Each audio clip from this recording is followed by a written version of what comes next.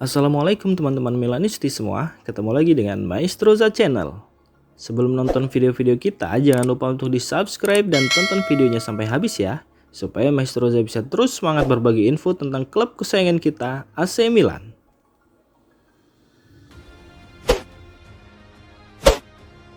CEO AC Milan, Giorgio Forlani menegaskan jika proyek revitalisasi San Siro tidak akan dilanjutkan. Kini Rossoneri fokus membangun stadion San Donato Milanese. AC Milan dan Inter Milan sempat berencana untuk merobohkan Stadio Giuseppe Meazza atau yang lebih dikenal dengan San Siro yang sudah ada dan membangun arena modern baru di tempat yang pada dasarnya adalah tempat parkir mobil. Dengan cara ini, mereka bisa tetap berada di area San Siro di kota Milan, tapi dengan fasilitas dan stadion yang lebih modern. Namun dalam prosesnya, hambatan hukum dari berbagai tingkat pemerintahan lokal dan nasional. Kondisi ini membuat kedua klub terpaksa mencari tempat lain, di mana Milan kini sudah memantapkan diri untuk membangun fasilitas olahraga sendiri di wilayah San Donato Milanese, sedangkan Inter menuju Rozzano. Terkait hal ini, dalam Daily Paper Sport Forum, CEO Milan, Giorgio Forlani kembali menegaskan idenya untuk membangun stadion baru di wilayah San Donato yang prosesnya sedang dijalankan di atas tanah milik pribadi. Kami mencoba membangun proyek di San Siro, namun kini kami telah menjatuhkan pilihan pada rencana San Donato, ujar Giorgio Forlani.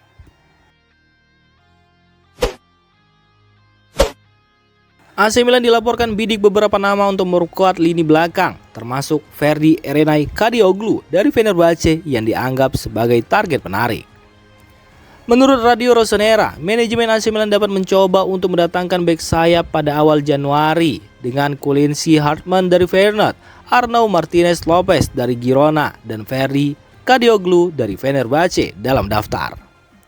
Mereka adalah tiga nama pemain yang semuanya mengikuti garis yang diambil oleh Redbird Capital, yaitu talenta muda dengan biaya moderat dan kemungkinan untuk berkembang menjadi bagian dari tim inti di masa depan. Setelah kepergian Fode Ballo-Touré, seorang deputi untuk Theo Hernandez diperlukan, mengingat satu-satunya alternatif saat ini adalah Davide Bartesaghi yang belum berpengalaman. Hartman merupakan pemain bertahan alami di sisi kiri, sementara Kadioglu dapat bermain di kedua sisi dan Martinez merupakan seorang bek kanan. Geoffrey Moncada dan Antonio De Ottavio sedang mencari pemain yang tepat untuk masuk dan menambah kedalaman lini belakang, mengingat saat ini hanya Theo Hernandez yang bisa diandalkan pelatih Stefano Pioli. Kadioglu lahir di Belanda dan merupakan pemain NEC Nijmegen dengan karakteristik yang cukup menarik. Dalam 206 pertandingan yang dia mainkan, Kadioglu diturunkan sebanyak 56 kali sebagai gelandang serang tengah. Dia juga bermain sebanyak 44 kali sebagai pemain sayap kanan, 23 kali sebagai sayap kiri, 29 kali sebagai bek sayap kanan dan kiri, dan 33 kali sebagai pemain tengah.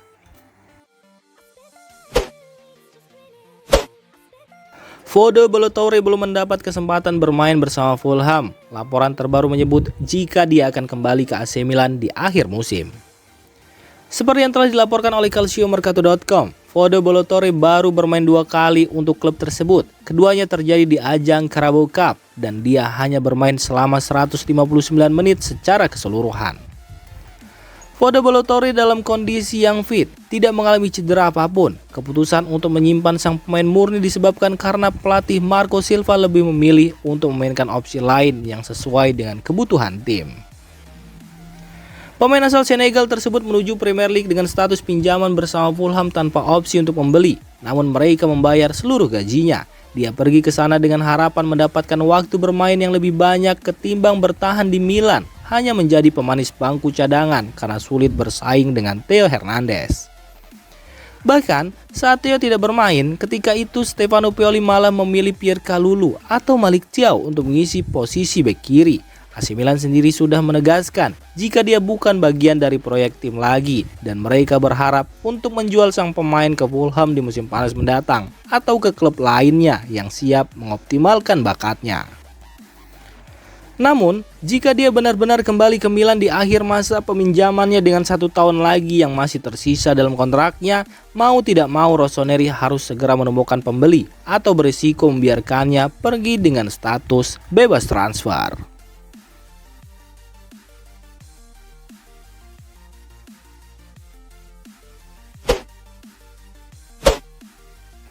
Dalam acara Podcast kemarin malam, tamu istimewa Paolo Maldini mengungkapkan informasi menarik terkait upaya yang dilakukannya untuk membawa Leo Messi ke AC Milan.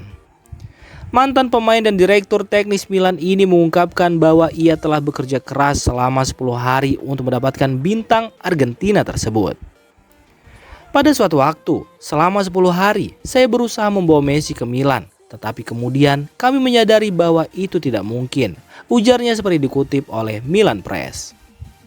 Maldini yang meninggalkan jabatannya sebagai direktur teknis Milan pada Juni tahun ini bersama dengan Ricky Massara menjelaskan momen ketika upaya mereka untuk mendatangkan Messi terhenti.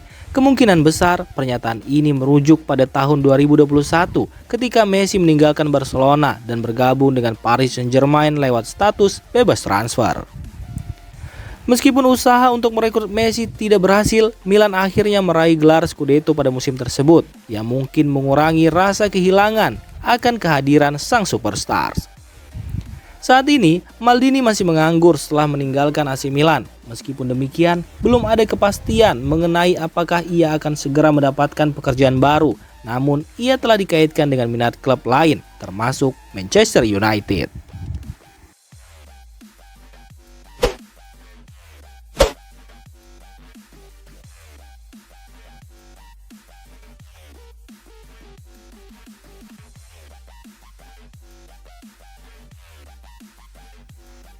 Demikian informasi dunia sepak bola terupdate hari ini. Untuk kamu yang gak mau ketinggalan seputar informasi sepak bola Eropa, silahkan like, subscribe, dan share video ini. Terima kasih.